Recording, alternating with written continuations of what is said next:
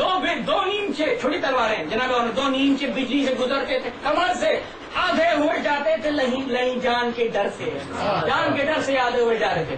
دو نیمچے خالی نہ کبھی جا کے پھر آئے، دو نیمچے خالی نہ کبھی جا کے پھر آئے، آدھا کا لہو خاک پہ برسا کے پھر آئے، آدھا کا لہو خاک پہ برسا کے پھر آئے.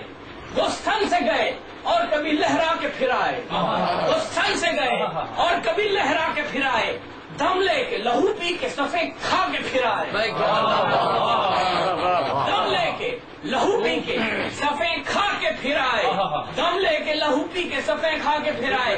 مصروف جو راہیں تھی وہ شفاف ہوئی ہیں، مصروف جو راہیں تھی وہ شفاف ہوئی ہیں. کیا ہاتھ منجے ہیں صفے سب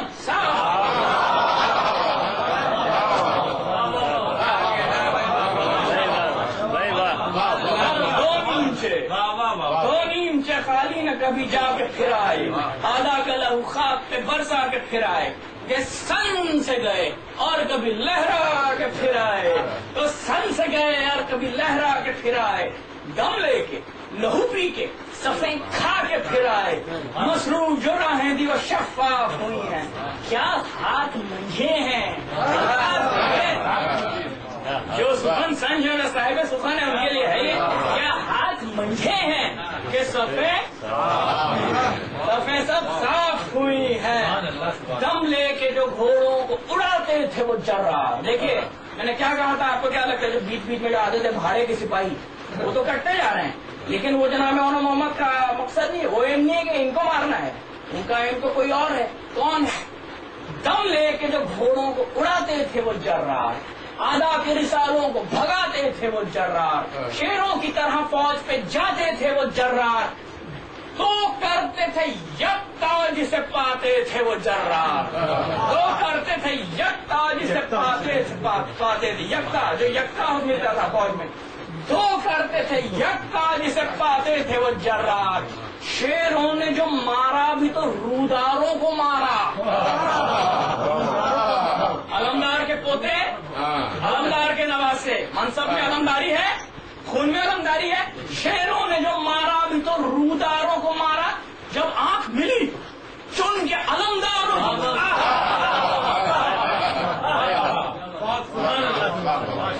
شیروں نے جو مارا بھی تو روداروں کو مارا. جب آنکھ ملی چن کے علمداروں کو مارا. نیمچوں کی بھی تعریف ہو گئی، دونوں تلواروں کی تعریف ہو گئی. اب دونوں گھوڑوں کی تعریف سنیے. پیاسے تھے کئی دن سے پر جاندار تھے گھوڑے. گھوڑوں کی تعریف سنیے. پیاسے تھے کئی دن سے پر جاندار تھے گھوڑے، ہر مرتبہ اڑ جانے کو تیار تھے، ہر مرتبہ اڑ جانے کو تیار تھے گھوڑے. اس پار کبھی تھے کبھی اس پار تھے گھوڑے، اس پار کبھی تھے کبھی اس پار تھے گھوڑے. اسکول سب گئے ہیں، میتھمیٹکس کلاس سب کی ہوتی تھی. میتھس جو کلاسز ہوتی ہیں اس میں ہوتا ہے جیومیٹری باکس. جیومیٹری باکس میں الگ الگ چیزیں ہوتی ہیں، پروٹریکٹر ہوتا ہے، اس میں ہوتا ہے کمپس. وہ کمپس دونوں طرف سے نوک ہوتی ہے، بیچ میں یوں نوک رکھتے ہیں، گول گھمانے کا کام آتا ہے. اس کو کہتے ہیں کمپس. جو نقشہ بھی دیکھنے کام آتا ہے اس کو اردو میں سے کہتے ہیں پرکار. تو آپ یہاں پہ میر نیز کا کمال دیکھیے، میتھمیٹکس بھی دیکھ لیجیے میر نیز کی. ہر مرتبہ اڑ جانے کو تیار تھے گھوڑے، اس پار کبھی تھے کبھی اس پار تھے گھوڑے. نکتا تھی وہ سب فوج کے پرکار تھے.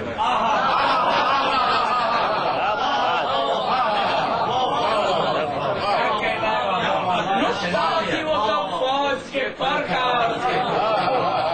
ہو سکتی ہے بجلی میں یہ سرعت نہ ہوا میں نہ ہرن میں، ہو سکتی ہے بجلی میں یہ سرعت تیزی، ہو سکتی ہے بجلی میں یہ سرعت نہ ہرن میں، ہو سکتی ہے بجلی میں سرعت نہ ہرن میں. جھونکے تھے ہوا کے کہ نکل جاتے تھے سن سے، جھونکے تھے ہوا کے کہ نکل جاتے تھے سن سے. وہ گردن گھوڑوں کی وہ سم اور وہ سینے. گھوڑوں کے جس حصوں کی تعریف ہو رہی ہے، کون ایسی شاعری کرے گا. وہ گردن گھوڑوں کی وہ سم اور وہ سینے، وہ گردن گھوڑوں کی وہ سم اور وہ سینے، وہ گردن گھوڑوں کی وہ سم اور وہ سینے اور وہ سینے اور وہ سینے. بھول تھا کہ یہ سینے کبھی دیکھے ہیں کسی نے. وہ گردن گھوڑوں کی وہ سم اور وہ سینے، غل تھا کہ یہ سینے کبھی دیکھے ہیں کسی نے، چاروں وہ قدم، قدم گھوڑوں کے پیر، رکاب سمجھتے ہیں کس کو کہتے ہیں؟ میرے چھوٹے بھائیوں کے لیے کہہ دیتے ہیں جس کے اندر پیر رکھ کر گھوڑے پر چڑھا جاتے ہیں اسے کہتے ہیں رکاب. ابھی پیروں کی اور گھوڑی کی رکاب کی تعریف کر رہے ہیں. چاروں وہ قدم اور رکابوں کے قرینے، چاروں وہ قدم، چاروں وہ قدم، قدم اور رکاب کی ایک ساتھ تعریف ہو رہی ہے. چاروں وہ قدم اور رکابوں کے قرینے، کرسی کے یہ پائے ہیں، یہ ہے عرش کے زینے.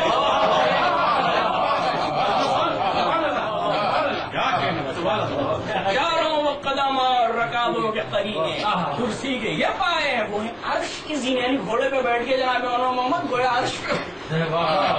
چاروں وہ قدم اور رکابوں کے قرینے، کرسی کے یہ پائے ہیں، وہ ہے عرش کے زینے.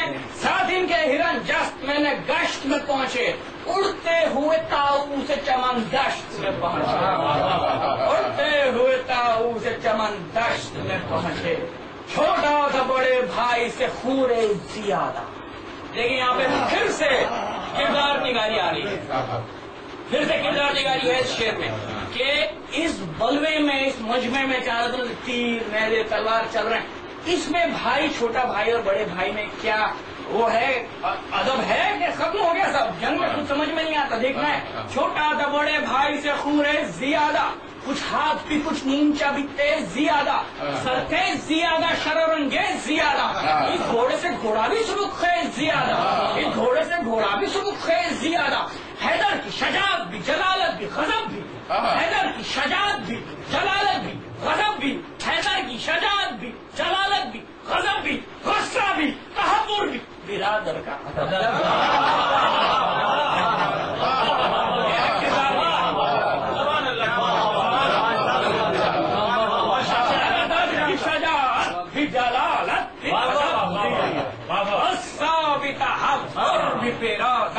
ادب بھی. سر ایک سے لڑنے میں دو چند ایک نے کاٹے، سمجھے؟ یعنی ایک سے پڑھ کر ایک جنگ ہوتا ہے نا، ادبی کمپٹیشن. جیسے دو شاعروں میں ہوتا ہے ادبی، میر علی فضل ادبی، ویسے ہی مثال دے رہا ہوں، لیکن جناب مولانا محمد کی کوئی مثال نہیں دنیا میں. سر ایک سے لڑنے میں دو چند ایک نے کاٹے. میں اس سے پہلے آپ کو کچھ سمجھا دوں. کمند کسے کہتے ہیں؟ کمند کہتے ہیں پھندے کو. جو کاؤبوائز ہوتے ہیں آپ نے دیکھا ہوگا ڈسکوری اور نیشنل جیوگرافی وغیرہ پہ، جو آتے ہیں تھوڑے دوڑاتے ہوئے آتے ہیں اور یوں بیل کے یا سانڈ کے گلے میں کمند ڈال کے وہ کھینچ لیتے ہیں. اور کمند کا اتنا زور ہوتا ہے، ایک تو آدمی کے ہاتھوں کا زور، اوپر سے گھوڑے کے دوڑنے کا زور، تو اس میں بیل بیٹھ جاتا ہے. اس کو کہتے ہیں کمند. کمند کمند پھندا. اور سمند کہتے ہیں گھوڑے کو. یہ بات اب اپنے دھیان میں رکھیے تو اس شعر کا، اس بند کا آپ کو لطف آئے گا. کمند، پھندا، سمند، گھوڑا. اب آپ کو یہ امیجن کرنا ہے کہ ایسے کئی لوگ کمند، جو کمند والے ہوتے تھے ان کا الگ ہی رسالہ ہوتا تھا. اب جب کمند والوں سے جنگ ہوگی جناب مولانا محمد کی تو کیسے لڑیں گے؟ سر ایک سے لڑنے میں دو چند ایک نے کاٹے، تیر ایک نے اور نیزوں کے بند ایک نے کاٹے. تیر ایک نے اور نیزوں کے بند ایک نے کاٹے. اب جو کمند والے گھوڑوں کو دوڑاتے ہوئے آئے تو جناب مولانا محمد علیہ السلام پہ کمند پھینکا. سب حلقہ گیرائے کمند، ایک نے کاٹے. قدموں کی طرح پائے سمند ایک.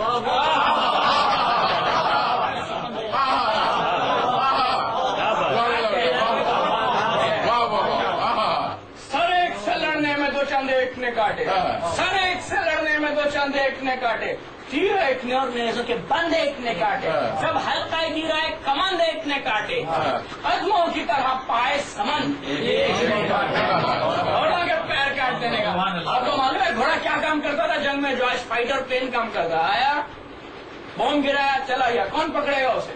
اسی طرح جب گھوڑے کے پیر کاٹ کے سوار زمین پہ آ جاتے تو بیکار ہو جاتا ہے. سب حلقہ گرائے کمند ایک نے کاٹے، قدموں کی طرح پائے سمند ایک نے کاٹے.